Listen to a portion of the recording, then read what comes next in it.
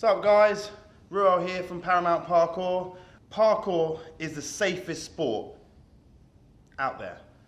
Seems like a very weird statement to make, but in my opinion I believe that parkour is one of the safest sports that somebody can do. Now on the media and on TV and things, you'll hear about how dangerous this sport is. In my opinion, parkour is one of the safest sports you can do.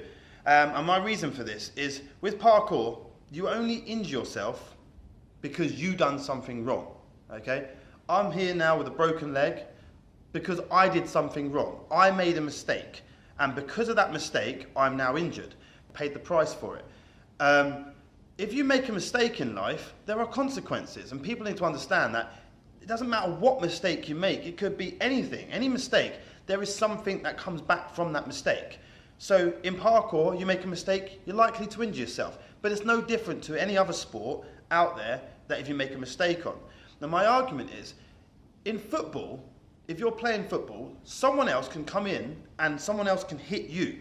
Okay, so it's very likely that someone can hit you. This is how most footballers injure themselves. They don't just randomly run across a pitch and then twist their ankle and go, oh, someone else hits them. So not only can they injure themselves by their own mistakes, but they can also be doing absolutely everything spot on right, but yet some other person comes in with a two-footed kick and snaps their kneecaps or gives them a stud to the temple. And you're looking at potential life-threatening illnesses or injuries or things that are going to take them out of their career for life. And that, to me, is more dangerous because I can't control what that guy does. I can control what I do, but I can't control what he does or she does or they do over there.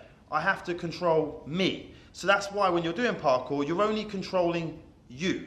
Yes, you have the land, and that's why you risk assess. You look at objects, you see things, and a good free runner will look at an object, and even if you're inside a gym or outside a gym, if you're smart, you'll go and look at the equipment. You're not going to just go, oh, let me just jump to that because it looks safe. You're going to go test it. Now, there was this kid that's recently, been trying to ban free running because he tried to do a big jump and didn't make the jump and nearly killed himself. Now, that is tragic, don't get me wrong, and there was other people that have died doing things. But if I decide to do swimming, for example, and I've never swum before, but I'm going to start swimming. So I start swimming for a week or two, maybe a year, okay? And I think, do you know what? Bang, I'm ready, I'm going to go swim the English Channel. Now, obviously, I'm probably going to die, particularly me, because I'm not good at swimming.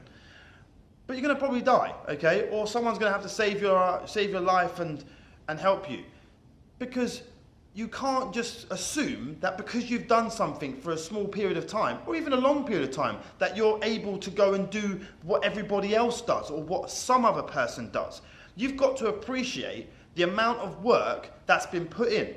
Now, I train with people, and I see people that train real hard, and you've got the likes of some of these pros out there that are putting out amazing content, and free runners and other kids will look at that and go, whoa, look at Stora, they're jumping from this roof to that roof, and look at Eric, he can triple flip everything.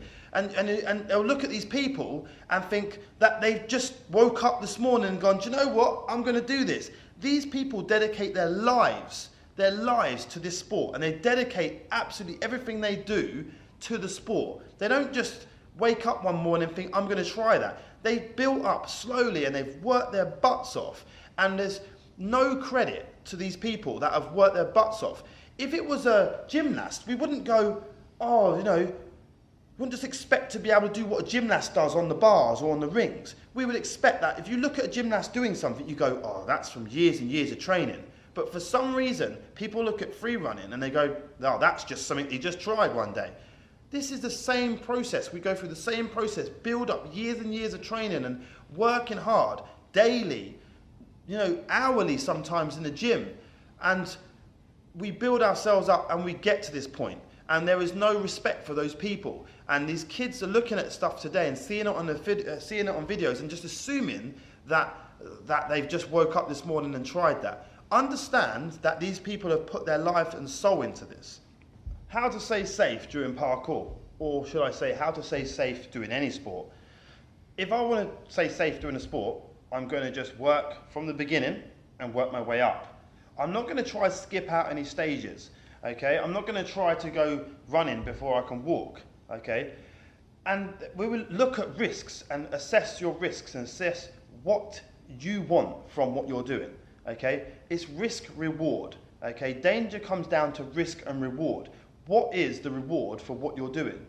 And is that reward for you personally greater than the risk? A lion will go out every single day and hunt for its food, and every time it does that, it runs the risk of being killed or injured itself. But the reward is greater than the risk. He needs that food. You can argue that a free runner doesn't need to go out free running, but neither does a long jumper have to long jump, and a footballer have to football. Warm up, cool down, warm your body up. Do you know any other athletes that that doesn't warm up before an exercise? Warm up, stretch out at the end. Put your heart and soul into the stretches. Don't actually just go, stretch. Stretch out the hamstrings, stretch out the body, making the muscles and joints much more flexible, supple, so you're not likely to injure yourself more. Risk assess, look at the areas, check your places are safe, look at things, don't just assume it's safe because it looks safe. Touch it, feel it, grab it, stand on it, work on these objects before you actually just go doing big tricks to them. Don't work out of your comfort zone. Don't try and push yourself because of what someone else is doing, okay? That's what we call ego training. Don't worry about your ego. Work on what you feel you can do and build you up slowly. Okay? Now, when I say don't work out your comfort zone, you need to push yourself, don't get me wrong, but don't push yourself beyond your limits that you know you're not physically capable of being able to do. Push yourself gradual. Enjoy the process of getting better. Don't just rush to the end game. Because if you rush into the end game, you're not going to feel the beauty of all the work that it took to get to that end game. Don't concentrate on the finger or you'll miss all the heavenly glory. Okay? Think about how much hard work other people have put into this sport before you just assume that you can do what they're doing. If you're not training every single day, if you're not doing something towards what you love every single day, then don't expect to be as good as people that are. So my final thought for the video is, how safe is the sport that you're doing? Are you enjoying your sport and are you enjoying life? And is it worth the risk? Be careful crossing those roads and walking up those stairs. They can be dangerous, people. Thanks for watching.